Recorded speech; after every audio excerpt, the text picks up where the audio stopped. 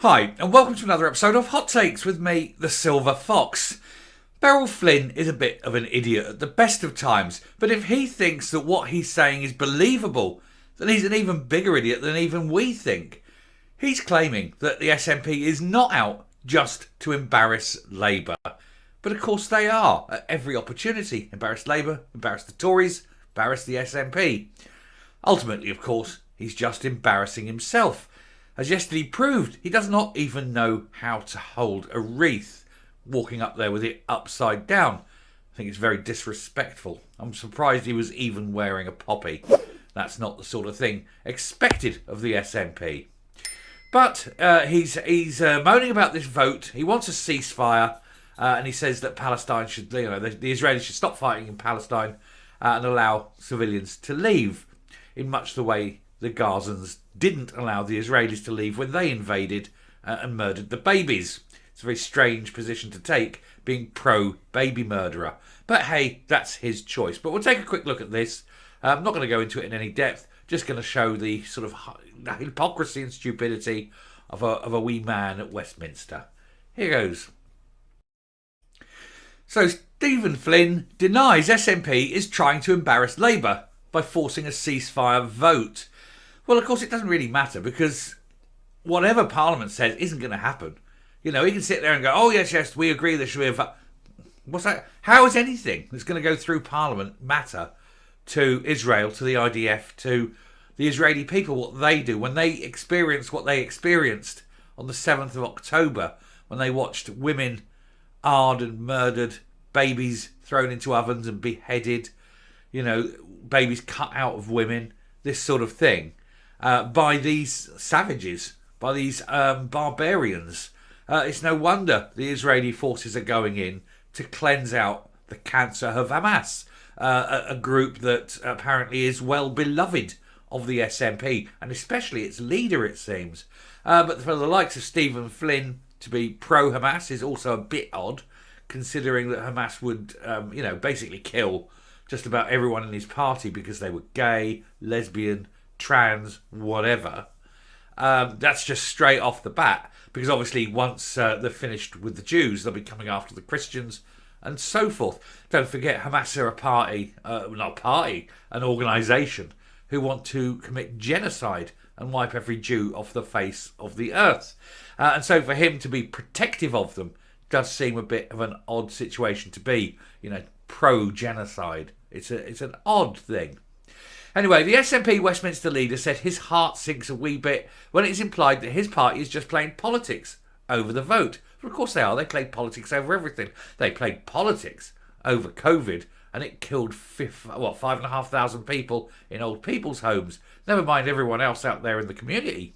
But again, all politics, because Nippy had to be seen to be doing different things and pushing harder, faster, stronger.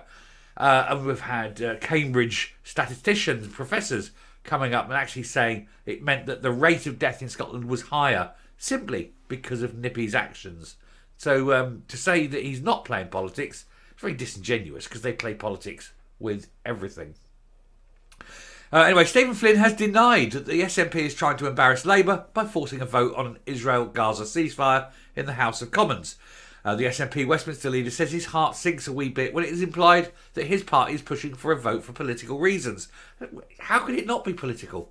How could this not be political? The man's a moron, isn't it? Well, SNP, it goes without saying. But when you consider that the Tory leader isn't fussed about a ceasefire and the Labour leader isn't fussed about a ceasefire, it's kind of, they seem to be on the side of the righteous. Because, of course, the argument always is, when it's the civilised man versus the barbarian, you must always support the civilised man and never support the barbarians, because the barbarians will come after you eventually. Anyway, the Nationalists submitted an amendment to the King's speech last week, which says that MPs call on the government to join with the international community in urgently pressing all parties to agree to an immediate ceasefire. Well, and the stupid thing, of course, is that even Hamas have already said that they're not going to agree to any ceasefire. They're going to carry on fighting regardless.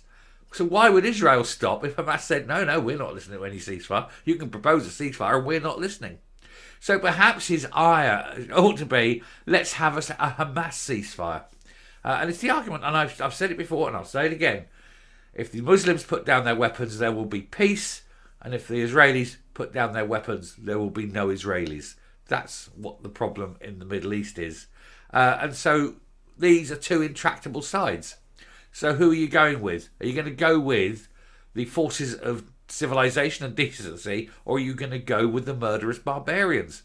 Well, Stephen Flynn and the SNP have chosen their side, and I'm afraid it's not a good side.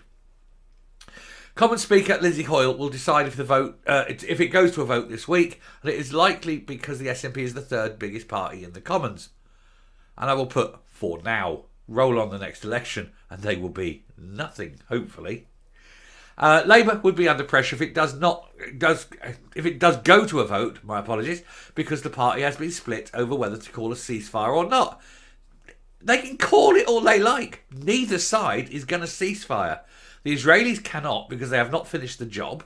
And, once you go in and start an action, the worst thing you can do is stop the action before it is finished. Because otherwise you'll have wasted time, effort, men's lives, and the reason you went in still exists. Put it that way. A doctor doesn't go halfway through heart surgery and say, do you know what, we'll call it a day, we'll go back, it'll be okay. That's not how it works. When you go in, the operation has to finish. And so from the Israeli side, they've got to finish this. They've got to destroy Hamas. And Hamas have already said, as I say, that they're not going to cease fire. They're fighting for their very existence now. So, tell me, what is the point of this? What is the point of pushing this vote and creating more time, effort and wankery in Westminster? Time and effort and money better spent on sorting out actual problems rather than theoretical things that it's a pointless exercise, like so much of what the SNP do. When asked if the attempt to force a vote was just a ruse to embarrass the Labour leadership, Beryl told Sky News on Sunday morning, I've heard of this implied quite a few times in recent days, and when it is implied, my heart sinks a wee bit because what we have in Gaza is a collective punishment of the Palestinian people. I don't want to point out the bleeding obvious. They started it. They reaped the wind. No, they sowed the wind, and now they're reaping the whirlwind.